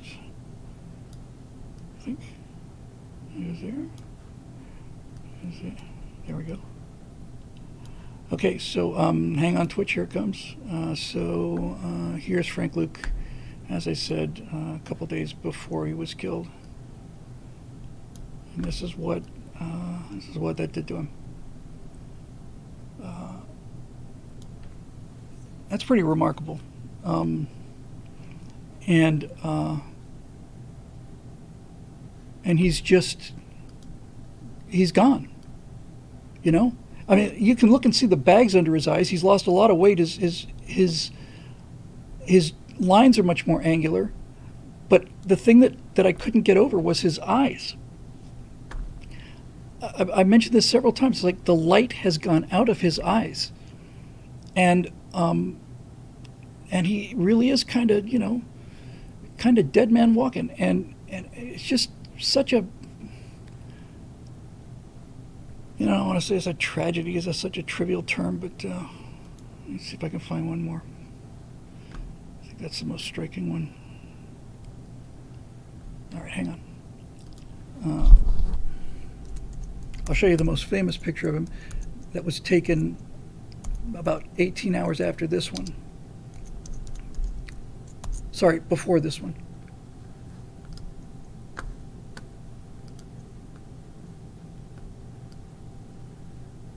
So this is picture I'm about to show you is about 18 hours after the picture of him older. He's still waiting for his plane to be repaired. And this is the most famous picture of Luke with his SPAD. So this is also probably 3 days before he dies. I'll plop this in here. There you go. And then I'll plop it in here.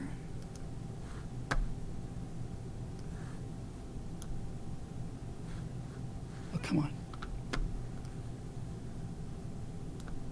So, that's the story of Frank Luke, and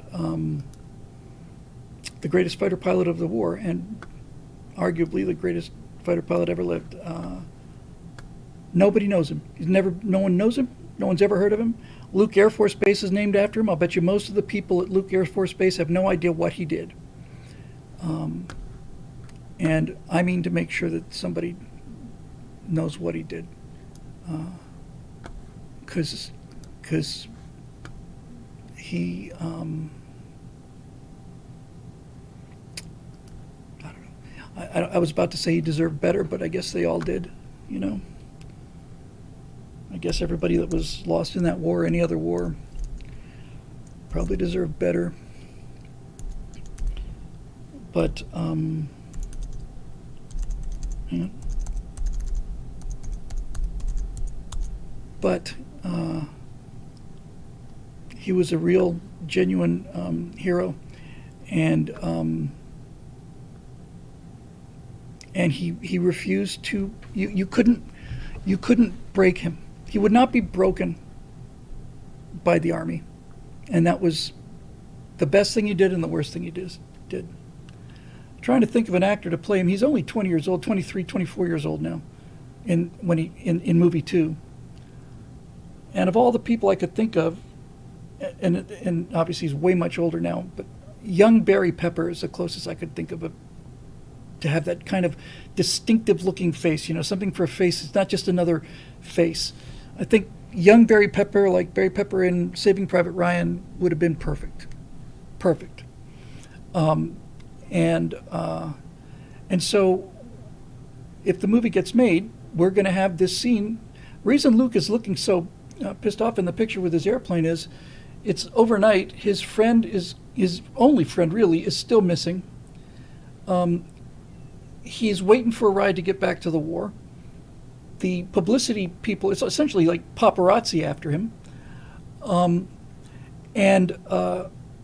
And he's not a happy guy. And if you look at the other one, it's a close-up from a wider shot. But if you look at the face here, the old face, a little bit out of focus.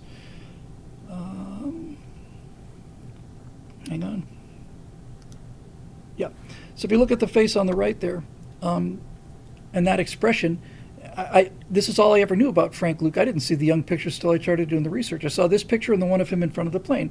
And I thought, man, this guy's just a nasty, mean-ass killing machine, Just a rotten, tough, hard-as-nail bastard. And then you start reading about him and you see the guy on the left and you realize, oh, no, wait a minute. This could be this guy's father. But the picture on the right is really the story behind the picture on the right is that the picture on the right, Luke has just shot down his 15th airplane, I think. It's a 2-seater observation plane. This is taken the day he got 5 kills in a day, and this is the last one. And the observation plane, for I think of all of his kills, it was the only one that was shot down on the Allied side of the war. So almost always they were fighting over German territory, and so they didn't get to see the crash. But Luke shoots down this 2-seater at the end of this day where he loses his friend, and it comes down near the Allied lines, but on the Allied side. So Luke just lands his Spad there, and goes to inspect the wreckage. And there's a much wider picture of him. He's standing in front of the wreckage of a German plane, and the thing's in all the papers, Frank Luke is, with his kills and the wreckage. But what they don't show you is inside the wreckage is the body of the pilot. They just had to basically move some things to cover up the corpse. He's standing about 6 inches in front of the face of a guy who he just killed. And the observer was thrown from the plane. He's just a rag doll of a mess. He saw him first. So this is the face of a guy who is 10 seconds before the shutter snaps, was crouching down and looking at another young guy, much like him, because Frank was from German extraction and had blonde hair and all the rest of it. He's looking at a mirror image of himself with bullet holes in him, and Frank put the bullets there, and that's what ages him, Supplanter, beautiful, man. In the YouTube stream, Supplanter said, speaking as if the photographer says, "Hey, you've just murdered 5 men. Let us take your picture." Exactly. That is so on the head. That's nail on the head. It's perfect. Absolutely perfect. "Hey, you just killed 5 guys. Let's take your picture." And this is the look you get. But his eyes are dead. I mean, I even now, after having seen these pictures side by side for so long, I still can't believe the difference in those eyes, and how just vacant. He's just gone, man. There's just nothing left of this smart young, shining young boy who's captain of the football team in the state championship, Phoenix Union Coyotes. So Anyway, I've got a lot to work with, and that's a problem because when I have a lot to work with, I tend to want to work with it all, and that's basically what I've been doing. So,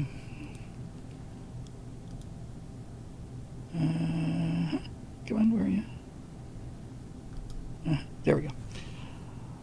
So anyway, that's some of the stuff we go through with the script writing thing. Everybody said he was very high-strung, very edgy, talked all the time. And that's a little harder. But I felt a really strong connection to this guy. I wanted to be a fighter pilot too. Yeah, overkill and YouTube's black eyes, like a doll's eyes, like my eyes are black eyes. And the thing that makes me want to do this story more than anything is that nobody's heard of him. Nobody's heard of him. Nobody. Now, of course, in history classes today, nobody's heard of anybody. So you know that's backhanded compliments, cold comfort. But he's just gone, and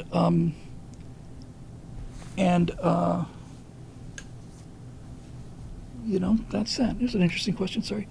From Battlesmurf in YouTube says, here's a question. Could AI predict what if Frank Luke had lived? I don't think you need AI. He was talking about a farm when he came back from the war. There's no question the first thing he would have done when he came back is he would have married Marie.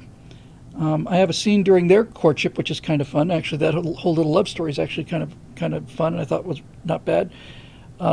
Where they're talking about where Marie's father says, "Well, what are your plans for after the war, Frank?" And Frank says, "Well, you know, Phoenix is just growing like a weed, and there's all kinds of business opportunities there. You know, I don't know, construction maybe or something. I've always wanted to try my hand at farming. I like being outdoors a lot." And then Marie says, "San Diego's growing like a weed too, Frank."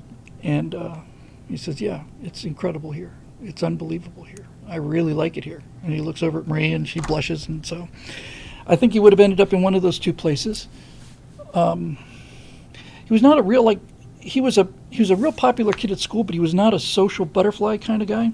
So I don't think he would have gotten involved in any kind of politics or anything. I do think he would have become one of those, you know, kind of upstanding members of the community that, you know, without question, he would have achieved some kind of rank in the Catholic Church. Not in the priesthood, but he'd be one of those of the laity that was just the rock that they built that on. He's I've got him going out to the desert with Bill Elder, and he's got a brand new Colt 45, and the sun's coming up, and Bill Elder wakes up, and Frank Luke is several paces away, kneeling in front of this rock. He's got all of his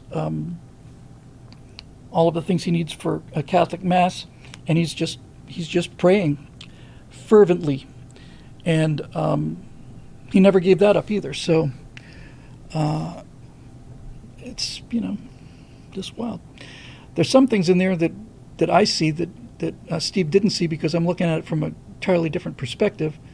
For example, he very matter-of-factly gives the name of the hotel where the officers, the pilots were billeted when they first get to this field called Saints, and it's the Hotel de Marie. I'm thinking, if I'm Frank Luke and I've just left my girl, you know, and I'm at the front and I've given her my pilot wings, which he did, and said she can be his guardian angel, which I wrote, and then I get to France and I find out that I'm staying at the Hotel de Marie, and my airfield is called Saints, and I'm a Catholic. I'm thinking, hey, signs are good.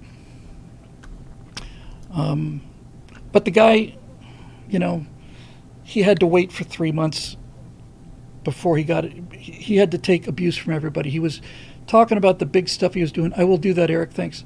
Talking about how he's going to go out there and kick ass. Everybody thought he was a liar and a braggart, and he dropped out of formation so many times with quote-unquote engine trouble that they started calling him a coward, too. They just, to his face, said, "You're yellow. You keep dropping out of formation because you're scared." And I imagine that must not have been an easy thing for him to take for 2 or 3 months. So once they moved the 27th forward to the front for the Meuse-Argonne offensive, Frank's suddenly in regular contact with the enemy, and he shoots down 18 plays in 17 days. I think that'll do it for this edition because I need to get back to this screenplay. So I don't want to say I've been dragging my heels at everything else, but I tried doing this in parallel with everything else, and we're now at the point where, frankly, there's nothing. I'm doing nothing other than the Frank Luke script and trying to get out the right angles for the day. When this thing is done, which I would have thought of, oh, I'm sorry, you wanted to see Major Hartney. That's right. That's fair enough. I'm sorry. I'm as good as my word. So let me find Major Hartney.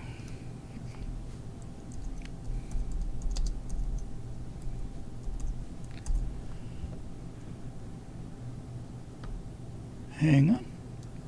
Because Hartney is really cool. Hartney is his strongest ally. The guy. So Hartney is in command. When Luke meets him, Hartney's in command of the 37th. And Hartney is the Canadian who's seen the whole war. He became a pilot in 1915, so he's seen a lot.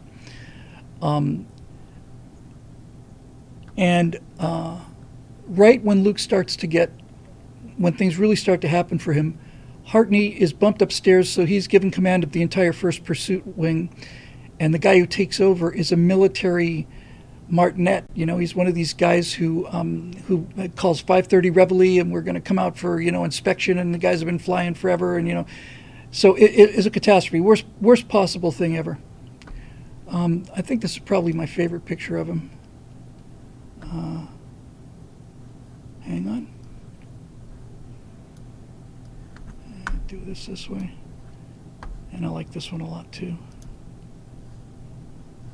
So here's Hartney.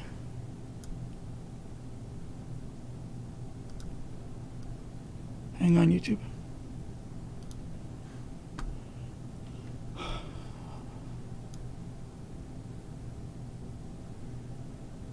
Okay, that's Hartney.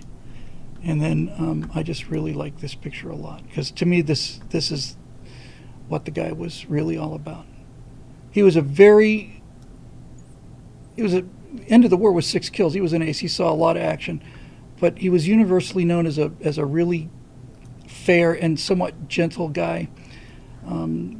Hartney, after the war, said that it was his policy to treat every incoming pilot as different, that every pilot had their own personalities, and so Hartney would take new guys up to fly and kind of find out what they were worth. And when he saw Luke flying, by the way, after the briefing and after that flight, when Luke is insubordinate, Hartney calls him in his office. They have this big chewing out, and just prior to that, Hartney is looking at these photos with Vasconcelos, and it's the gun camera stuff, and it's like the crosshairs is like on the back of his head.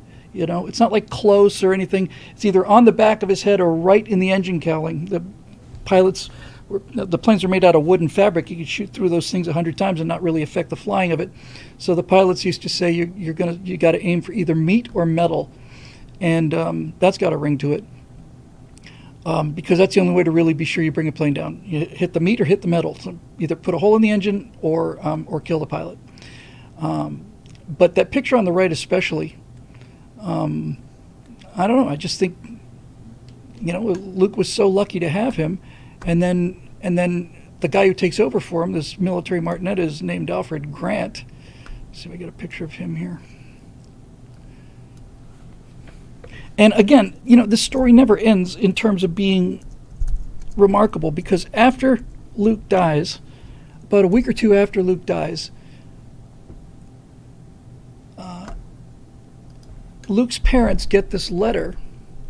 And it is the most moving, complimentary, kind, gracious letter. It's just glowing. It's just beautifully written, and it was written by Grant.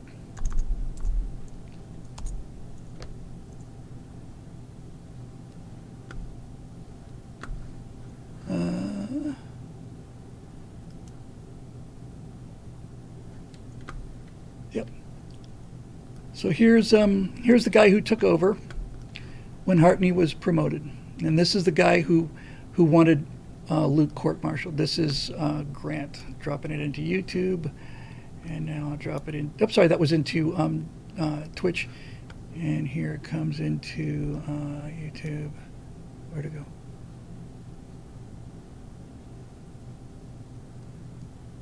Where'd I put it? Is it this? Nope. Yes. So here you go, YouTube. This is the guy who replaced him.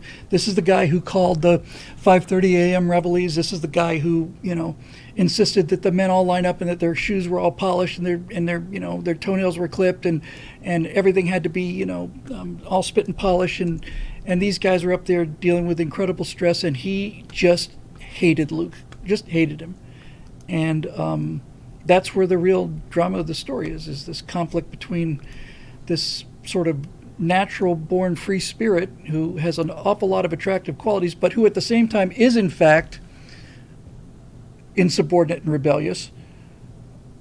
And so at the end of the movie, the end of the story is what actually happened is on Luke's final day alive, he's been absent so many times that this guy, Grant, goes to Hartney, who's his immediate superior now. So now this guy Grant is in charge of the 27th, and he goes to Hartney, who's now in charge of the entire pursuit group, and says, he has done this so many times, disobeyed direct orders. I want him arrested. I've issued an order for his arrest, and I want to bring court-martial charges against him. And Hartney is like, well, what does he do? It looks like, oh, well, take Luke's side, because Luke has shot down half of the balloons that the U.S. Army shot down during that period and went to Luke. Luke is an incredible asset. He wants to protect Luke. He likes Luke, doesn't much like Grant, but Hartney understands that if he doesn't back this man, if he doesn't back Grant, then none of his officers are ever going to have any respect for him at all. Because Grant is right. He's right. And the tragedy of Frank Luke is that Hartney and Vasconcells are trying to figure out a way to save Frank from being arrested. And on the final day of his life, Frank doesn't come back to the field. He knows if he comes back, he's going to get arrested.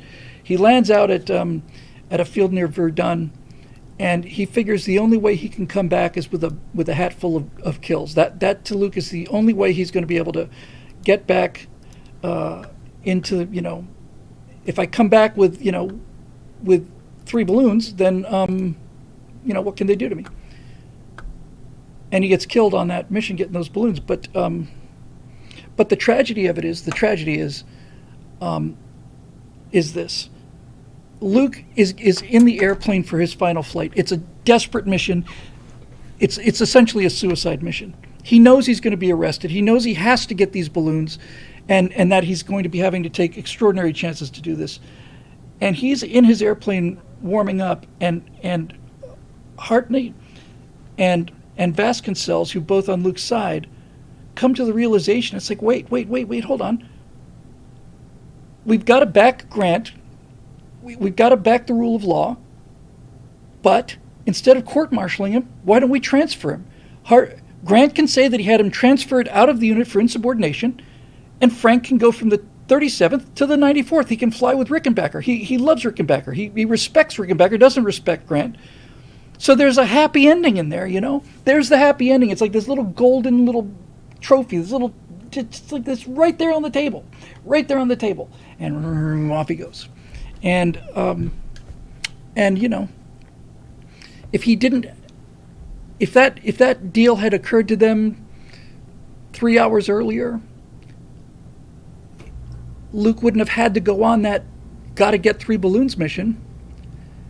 Probably would have survived the day. Whether he would have survived the war much longer is up for discussion. I don't know. But the real what ifs for Frank Luke is what would happen if Frank Luke wasn't rebelling against authority every day of his life, because that's what he was doing. What if he got transferred from the 37th to the 94th, and he's flying with Fast Eddie Rickenbacker, who's charming and who sees in Frank this incredible talent, and has just gotten out of this neck and neck kind of who's better, you and you. Those two together in the 94th would have been something. That really would have been something. And a good tragedy, because this is a tragedy. A good tragedy doesn't just leave you with, oh, that's really, really sad. A great tragedy leaves you with, that's really, really sad, and it didn't have to happen. You know, it got this close. Which is what Empire of Terror is about, basically just this close for Russia. All right, that'll do it. Hope you enjoyed that. It's fun to get inside this thing and give you a little insight on what this process is like, especially when you're doing something historical. It's taken so long because I've got so much stuff that really happened. And if I was inventing this character out of whole cloth, then I would get a guy who's out of the first act by page 30, 35. But since I've got a real guy and all of the things he did are so interesting, I kind of feel committed to put the interesting ones down and then, just let the cards fall where they may. But I really like it. I think it's going to be good. I hope they get it produced. Yeah, he lives and raises 9 children, says Dalenik. That's what he would have done. He would have been undoubtedly would have enlisted in World War II. He would have been in his late 40s probably. I don't know whether they would have let him fly or not. He might have trained people, but in any event. So that's where I am with the Frank Luke thing. And again, my apologies for the delay on everything else. It's just I had to hang the website. I had to just left it. I left everything. I just left it, and I got to get this out the door. So once I do that, then I can get on things like story mechanics and all the rest of that fun stuff. So anyway, that's that.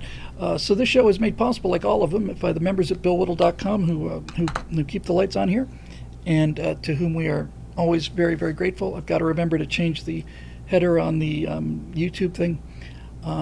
And start posting so many of these things back-ordered, Stratosphere Lounge and Studios. Once I get a minute to breathe, I'm just going to upload them all. But at the very, very, very, very, very least, I mean the bare bones absolute minimum, at least now 140 people know the story of Frank Luke.